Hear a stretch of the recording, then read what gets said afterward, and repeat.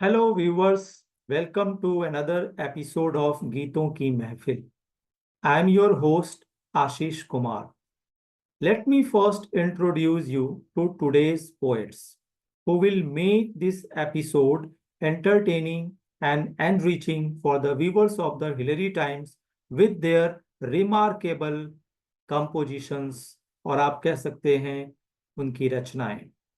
तो आज के जो पार्टिसिपेंट्स हैं, जो गेस्ट पार्टिसिपेंट्स हैं, जो पोएट्स हैं, जो गीतकार हैं, उनमें सबसे पहला नाम है मनोज द्विवेदी जी का. एकता गुप्ता काव्या जी हैं जो हमारे साथ उन्नाव से जुड़ेंगी. प्रवीणा त्रिवेदी प्रज्ञा जी हैं जो हमारे साथ दिल्ली से जुड़ेंगी. और हमारे साथ इस शो में बने रहेंगे Arun Trivedi Anupam ji, who is the national president of Anugunj Sahitya Peeth. So, viewers, let's dive into the joy and magic of today's poetic gathering और आप कह सकते हैं गीतों की महफिल. आप सभी का मैं स्वागत करता हूं. चलिए आपकी इजाजत से हम शुरू करते हैं इस कार्यक्रम को और आमंत्रित करते हैं हमारे बीच उपस्थित हैं उन्नाव से एकता गुप्ता काव्या जी. उनसे अनुरोध करूंगा कि वो अपना काव्य पाठ शुरू करें. मंच पटल पर उपस्थित आप सभी श्रेष्ठ वरिष्ठ विद्वजनों, मातृशक्तियों को मैं एकता गुप्ता काव्या उन्नाव उत्तर प्रदेश से नमन करती हूँ. आप सभी की गरिमामयी उपस्थिति को नमन करते हुए चार पंक्तियां आप सभी के अभिनंदन में रखना चाहूंगी आप सभी का आशीर्वाद. पुष्प लिए हम द्वारे खड़े करते मिल के अभिवादन है. पुष्प लिए हम द्वारे खड़े करते मिल के अभिवादन है. स्वागत का शुभ मंगल है चढ़ आज करे उद्घाटन है. अक्षत लेकर फूल बिछाकर अक्षत लेकर फूल बिछाकर ढोल बजे मन भावन है. द्वेष मीटे सब तंभ तजे हम पावन स्वस्ति सुवाचन है. द्वेष मीटे सब तंभ तजे हम पावन स्वस्ति सुवाचन है. पावन स्वस्ति सुवाचन है. आप सभी का सादर आभार. और मैं माँ हिंदी को समर्पित करती हूँ अपनी एक रचना.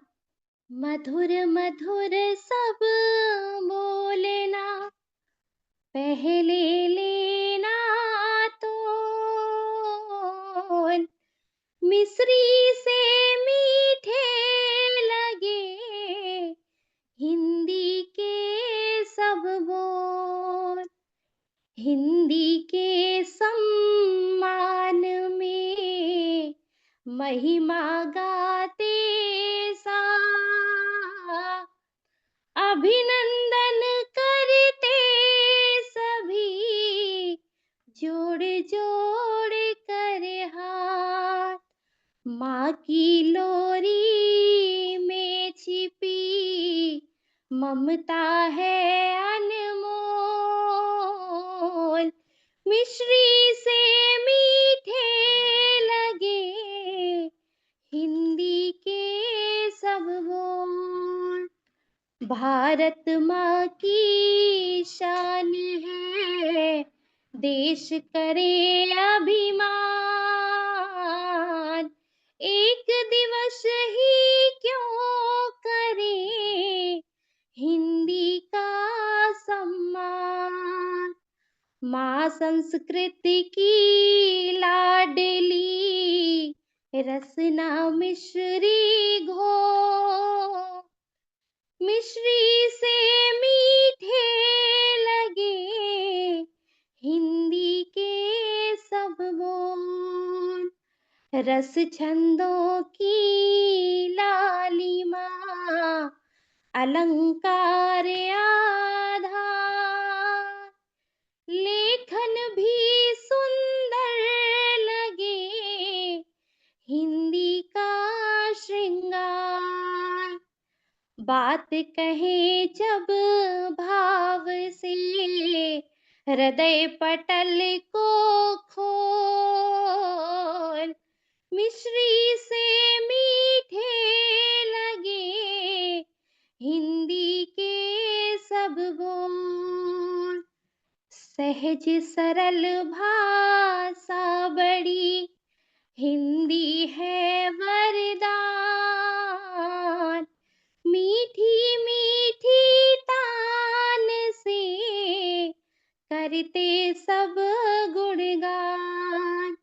हिय की अभिलाषा यही, अब तो आंखें खोल।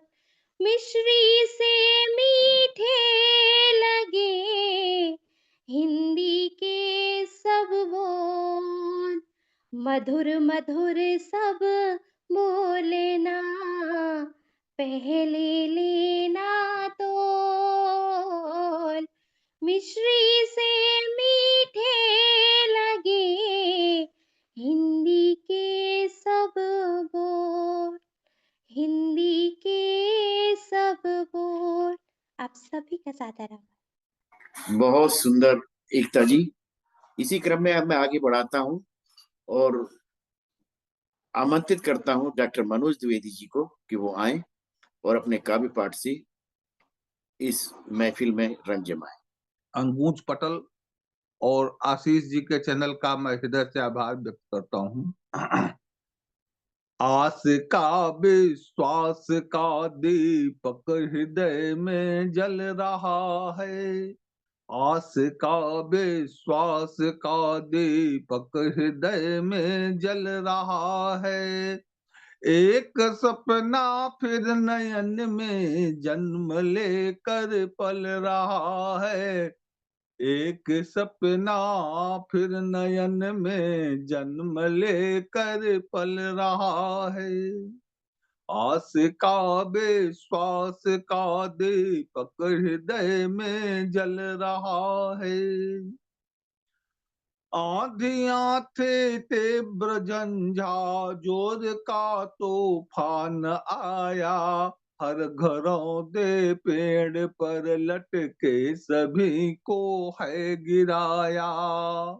आंधियां थे तीव्र जोर का तूफान आया। हर घरों दे पेड़ पर लटके सभी को है गिराया। जिंदगी पर हारते क्या चोंच में तिनका दबाए। जिंदगी क्या हारते पर चोंच में तिनका दबाए। एक तोता डाल पर देखो फुदक कर चल रहा है। एक तोता डाल पर देखो फुदक कर चल रहा है। आस का विश्वास का दीपक हृदय में जल रहा है। दूसरा अंतरा देखिए। था कुहासा धुंध भारी, हो गया मुश्किल निकलना।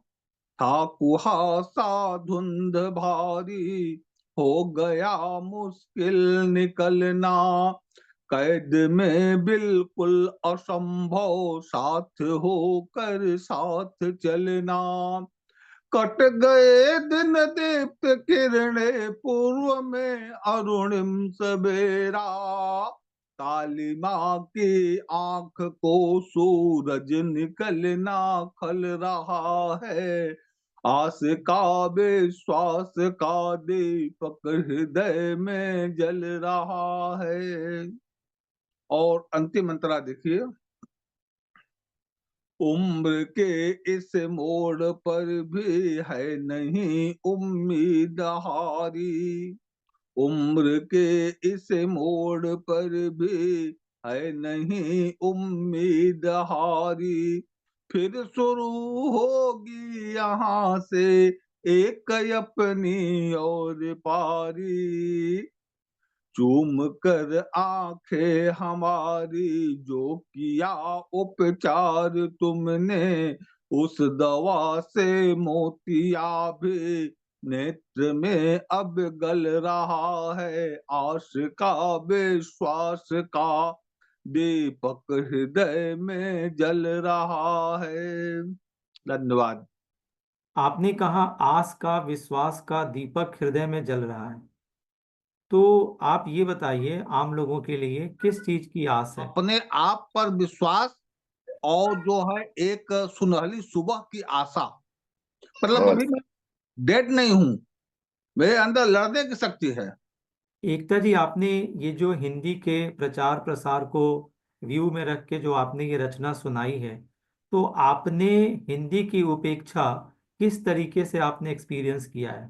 और साथ ही यह बताइए कि आज हिंदी बोलने में लोगों को दिक्कत क्यों महसूस होती है, क्या कारण है? तो हिंदी से पता नहीं क्यों मुझे बचपन से ही ऐसा जुड़ाव रहा, सारी चीजें मेरी हिंदी से जुड़ी हुई हैं, तो मुझे ये लगता है कि हिंदी का मान प्रतिदिन होना चाहिए। अरुण जी, जैसा अभी अभी एकता जी ने कहा, अपना सा लगता है, बड़ा अच्छा फ्रेज बिल्कुल यूज किया।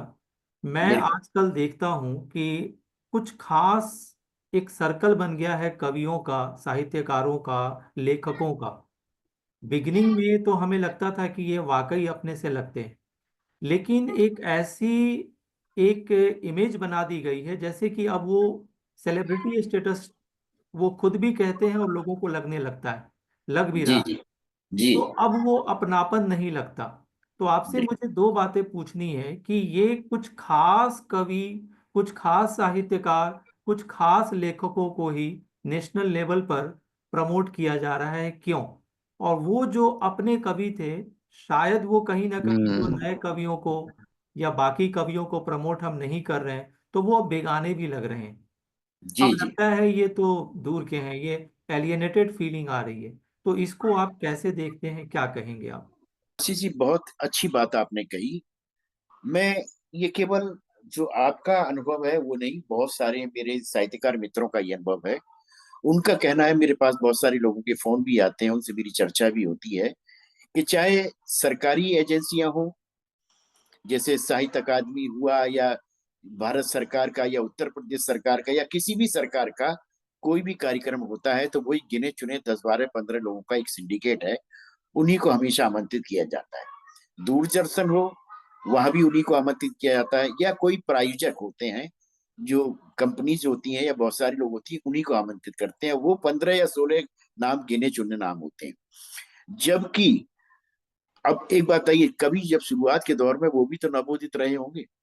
तो नई, मैं ये नहीं कहता कि वो अच्छे रचनाकार नहीं है, वो हमारे मार्गदर्शक हैं, हमारे प्रेरणा स्रोत हैं। लेकिन उस प्रेरणा स्रोत में ये सरकारी एजेंसियों को, दूरदर्शन को, या दूसरे प्रायोजकों को सोचना चाहिए कि हमारे देश में ऐसे बहुत से रचनाकार हैं जो बहुत अच्छा लिखते हैं, जो मंची कवि के साथ साथ में बहुत सुंदर रचनाएं लिखते हैं। और उन रचनाओं के, और लेकिन उनका क्या है, जनमानस तक उनकी रचना नहीं पहुंच पाती। तो अनगूंज साहित्य पीठ, जो आपने दूसरा प्रश्न किया कि हम क्या करेंगे, अनगूंज साहित्य पीठ के और हिलरी टाइम्स के इस माध्यम से हम ऐसे रचनाकारों का एक पैनल तैयार करने के प्रयास में हैं, जो ओज पढ़े, सौंदर्य पढ़े, श्रृंगार पढ़े और हास्य पढ़े। इस तरह से गजल पढ़े, गीत पढ़े, छंद पढ़े, और जितनी भी विधाएं होती हैं, व्यंग पढ़े। इन सारी विधाओं के हम 20 22 लोगों का एक पैनल तैयार करें।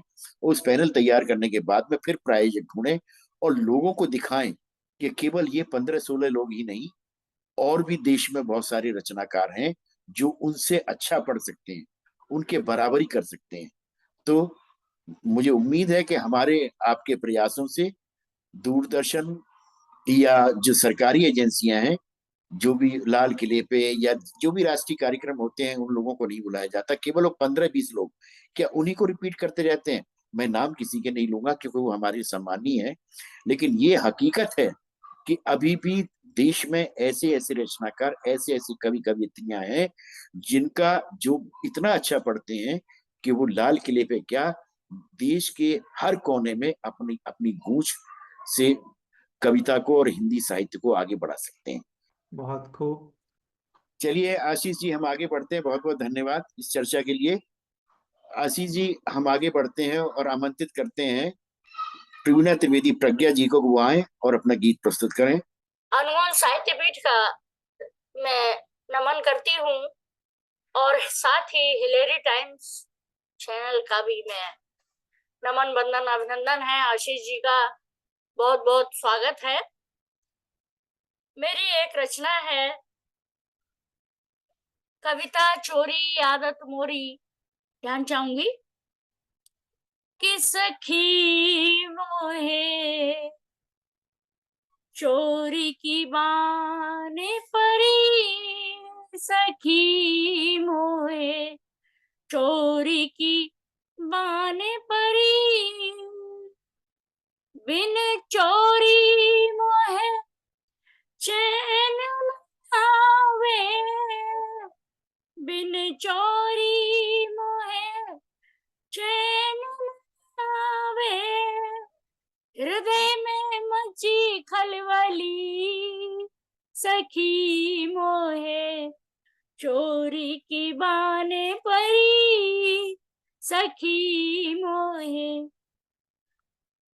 निस दिन रहती इसी सोच में, निस दिन रहती इसी सोच में, कोई कविता मिले नहीं, सखी मोहे चोरी की बाने परी, सखी मोहे चोरी की बाने परी। बुद्धि मेरी तो काम करे ना, बुद्धि मेरी तो काम करे ना, व्यर्थ क्यों खर्च करी, सखी मोहे चोरी की बाने परी। रोज खंगालू सखी फेसबुक, रोज खंगालू सखी फेसबुक, मेरी अंतरात्मा मरी, सखी मोहे चोरी की बाने पड़ी। अंतिम बंद है। नित नई कविता लिखो बंधु मेरे, नित नई कविता लिखो बंधु मेरे, चोरी करूं से गरी, सखी मोहे चोरी की बाने परी, सखी मोहे चोरी की बाने परी। धन्यवाद। बहुत खूब प्रवीणा जी। उन तमाम लोगों के लिए जो कॉपी और पेस्ट में बिलीव करते हैं, प्रवीणा जी जैसे राइटर पोएटेस के शब्दों को लेकर, एकता जी जैसे कवयित्री के धुन को लेकर के, मनोज जी के शब्दों को लेकर के खुद को कवि बना लेना, साहित्यकार बना लेना, अगर आप ऐसा करते हैं तो प्रवीणा जी ने आपके लिए ही ये रचना की है। आप इसे सुने और एंजॉय करें। तो friends, how did you like today's episode? Which poets, कविता और गीत did you enjoy the most? Let us know in the comments. If you enjoyed the episode, don't forget to share it with your loved ones. तब तक मुझे दीजिए इजाजत। जय हिंद।